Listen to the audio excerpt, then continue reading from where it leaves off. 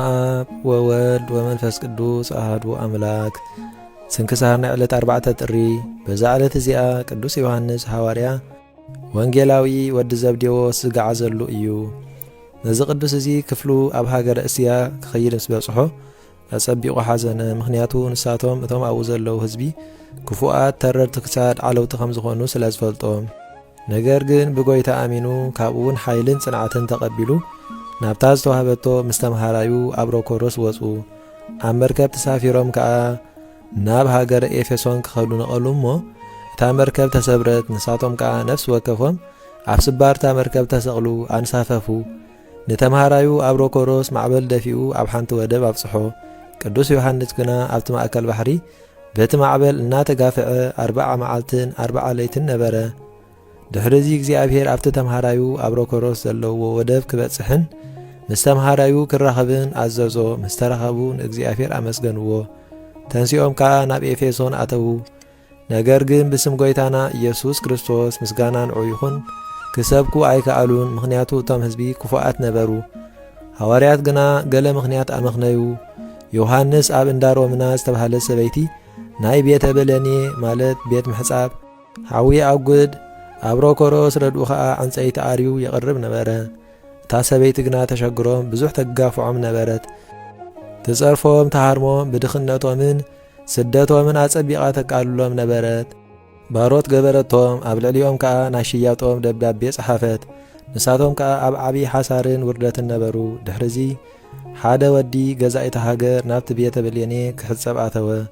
ኣብኡ ከዓ ሓይሊ ሰይጣናት ነበረ። ክሕጸብ ከሎ ነቲ መንእሰይ ወዲ ገዛኢ ሓኒቑ ቐተሎ።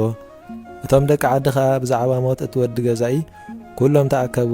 ቅዱስ ዮሐንስ ከዓ ከም ዝርኢ ከምቶም ሰባት ኣብኡ በጽሐ።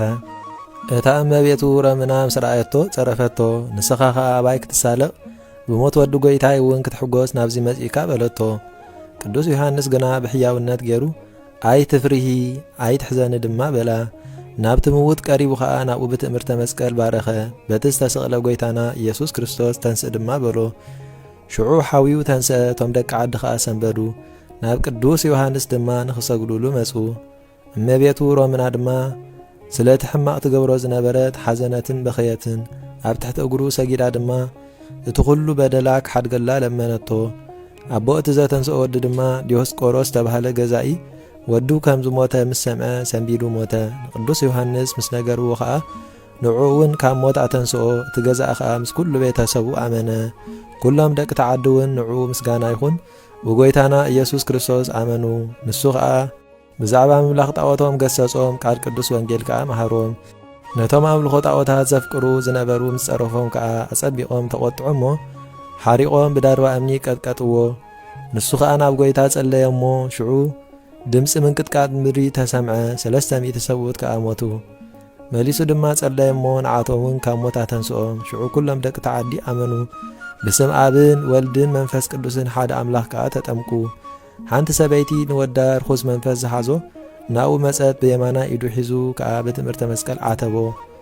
ተንስአ ደሓነ ንእግዚኣብሔር ከዓ መስገኖ። ካልእ ሰብኣይ እውን 12 ዓመት ብሕማም ኣብ ዓራቱ ዝደቀሰ ንቅዱስ ዮሐንስ ምስ ረኣዮ ድምፁ ዓው ኣቢሉ ኦ ናይ ክርስቶስ ሐዋርያኡ መሓረኒ በለ። ቅዱስ ዮሐንስ ከዓ እምነቱ ርእዩ ብስም ጐይታና ኢየሱስ ክርስቶስ ተንስእ በሎ። ሽዑ ተንስአ እሞ ብጐይታ ከዓ ኣመነ። ሰይጣን ከዓ ነዚ ተኣምራት እዙ ርእዩ ተንኰልን ቅንኣትን ተመልአ እሞ ንርእሱ ከም ወተሃደር ንጉስ ገይሩ እናበኸየ ናብ ዓዲ ኣተወ። ዝሓለፉ 2 ሰብኡት ረኸብዎ። እንታይ የብክየካ ኣሎ በልዎ። ንሱ ከዓ ጐይታይ 2 ሰብኡት ጠንቈልቲ ሃበኒ፣ ንሳቶም ከዓ ዓመፁኒ። ስሞም ዮሐንስን ኣብ ሮኮሮስን እዮም። ንዖም ተሒዝኩም እደይ ኣነ ብዙሕ ገንዘብ ክህበኩም እየ በሎም። ሽዑ ሒዞም ኣጸሚዮም ከቐትልዎም ደለዩ።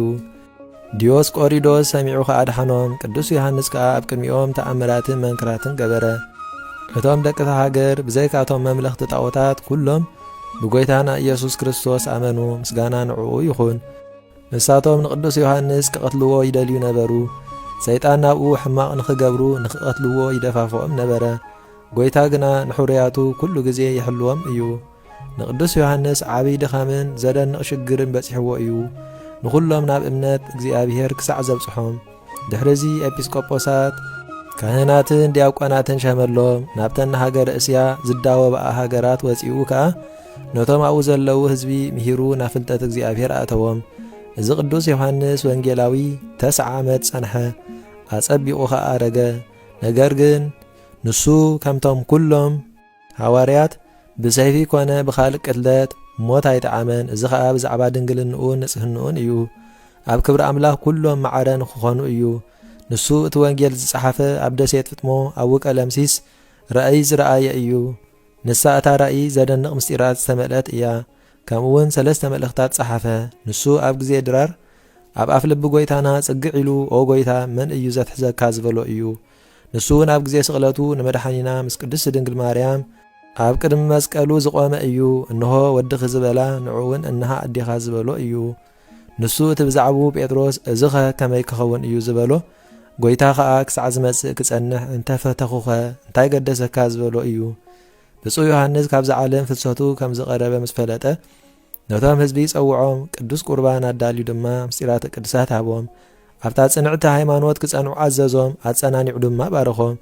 ድሕሪዚ ንተምሃራዩ ኣብሮኮሮስን ንኻልኦት እውን 2 ካብ ኣሕዋት መኹዓቲ ሒዞም ክስዕብዎ ኣዘዞም። ካብ ሃገረ ኤፌሶን ቁሩብ ውፅእ በለ እሞ ጉድጓድ ክኹዕቱ ኣዘዞም። ኣብቲ ጉድጓድ ኣትዩ ክዳውንቱ ብዘይካ ሓደ ናይ ውሽጢ ቀሚስ ኩሉ ኣውፅኦ። ኢዱ ናብ ሰማይ ዘርጊሑ ጸለየ እሞ ናብቲ ዓዲ ክምለሱ ተፋነዎም፣ ተሰናበትዎም። ነቶም ኣሕዋት ድማ ኣብ ሃይማኖት ክርስቶስ ክጸንዑ ንገርዎም በሎም። ከምኡውን ምግባር ሰናይ ከዘውትሩ እግዚኣብሔር ንኹሎም ከከም ግብሮም ክፈድዮም እዩ በሎም። ደጊሙ እውን ኣነ ካብ ደምኩም ንጹህ እየ፣ ካብ ትእዛዛት ልዑል እግዚኣብሔር ዋላ ሓንቲ ኣይጉደልኩን፣ ካብ ስርዓቱን ዝግብኣኩም ኣይትረፍኩልኩምን። ንስኻትኩም ከዓ ካብ ሕጂ ንድሓር ፈጺምኩም ገጸይ ኣይትርእዩንን ኢኹም በሎም። እዚ ምስ በለ በኸዩ ኢደ እግሩ ተሳሊሞም ድማ ኣብቲ ጉድጓድ ገደፍዎ። ናብ ዓዲ ኣትዮም ከዓ ንኹሎም ኣሕዋት ነገርዎም። ምስ ሰምዑ ልቦም ሓዘን መልኦ። ብጉያ ከይዶም ከዓ ደለይዎ፣ መቓብር ኣይረኸቡን። ግና ሳእኑን ሓደ ክዳኑን ረኸቡ፣ ንእግዚኣብሔር ኣመስገንዎ። ንኣገልጋሊኡ ዮሐንስ ብኸም ዝበለ ምዕራፍ ስለ ዘዕረፎ ተግባራቱ ኣድነቑ። ቅድስቲ በረኸቱ ምሳና ትኹን ዘለዓለም ዓለም ኣሜን።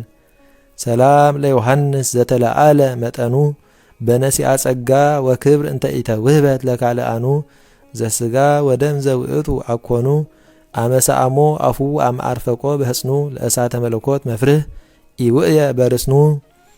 በዛ ዕለት እዚኣ መዘከርታ ጊዮርጊስ፣ ማቴና ሊቀ ጳጳሳት፣ ታኦድራ ሰማዕት፣ ኣባ ሊቃኖስ፣ ኣባ ናርዶስ ናይ ደብረ ቢዘን ብዘይ በትሪ ብጽላሎት ገበል ዝቐተለ ኣእጋሩ ክሳዕ ዝሓብጥ ደው ኢሉ ዝጽሊ ዝነበረ እዩ። እግዚኣብሔር ብጸሎቶም ይምሓረና ንዘለዓለም ዓለም ኣሜን። ምስጋና ንኣብን ወልድን መንፈስ ቅዱስን ሎምን ኩሉ ሰዓን ንዘለዓለም ዓለም ይኹን። ስንክሳር ናይ ዕለት 4 ጥሪ ተፈጸመ።